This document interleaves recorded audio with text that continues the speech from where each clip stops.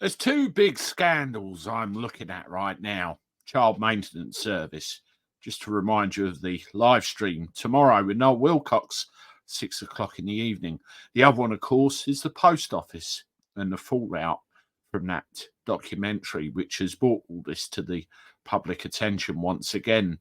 Now, one of the things that we don't realise or don't take into account, I suppose, is the effect that all of this has on sub postmasters that are effectively currently in the system.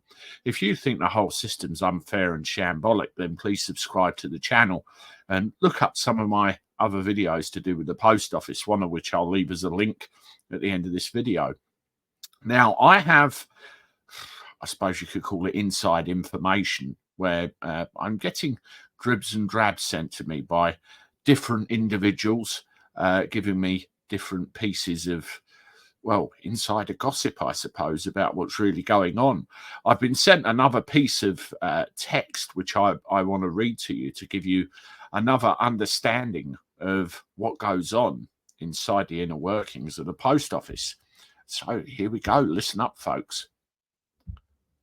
Sub postmasters have had their remuneration cut year on year. Sometimes have had it cut twice in 1 year, especially under Paul Reynolds. Yes, that nice individual. Can you imagine that working, knowing that your income is going to go down and down and down all the time? There used to be a basic core payment. Then the rest was made up from payments of products and services that were sold.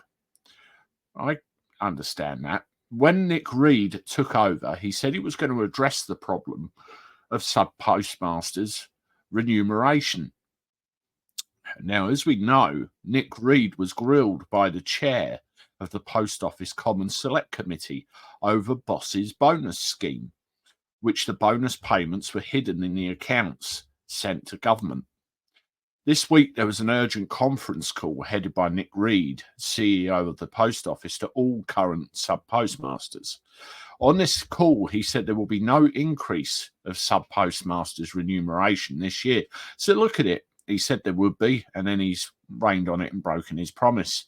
Because of the following: setting aside monies for Boss's bonus scheme, but also, reading between the lines, having to set aside monies for compensation that the post office will have to pay out for the Horizon scandal.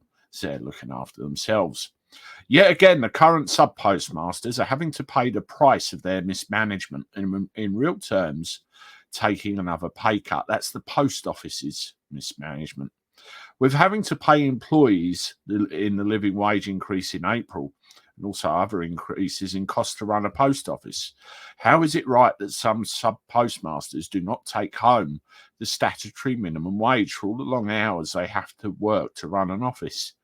Even when the door closes at normal closing time, there is the daily balancing of the post office counter, plus the following week and monthly balance and stock check. No wonder many sub-postmasters have already or are planning to throw the towel in and hand back the keys, so to speak, and close up shop, or have the post office counter taken out of their business premises altogether with the loss to the local community. There are many areas that the post office call white areas. Now, this is where there's no longer a post office or a post office counter. And, you know, they literally can't find anyone to reopen it. There are post offices, you know, closing all over the country.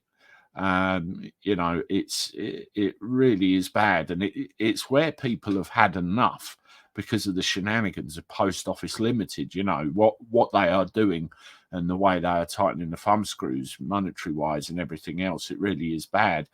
And there's also a rumor apparently going around that a major supermarket chain is on the verge of ripping all the post office counters out of their premises because of the loss incurred. It really is a bad situation. Now, are they trying to rid us of this service? Are they trying to restructure it to remove these sub-postmasters, or have they just made a complete hash of it through years of mismanagement? Who knows? You let me know what you think in the comments. Perhaps I'll have a read out of some of them in another video.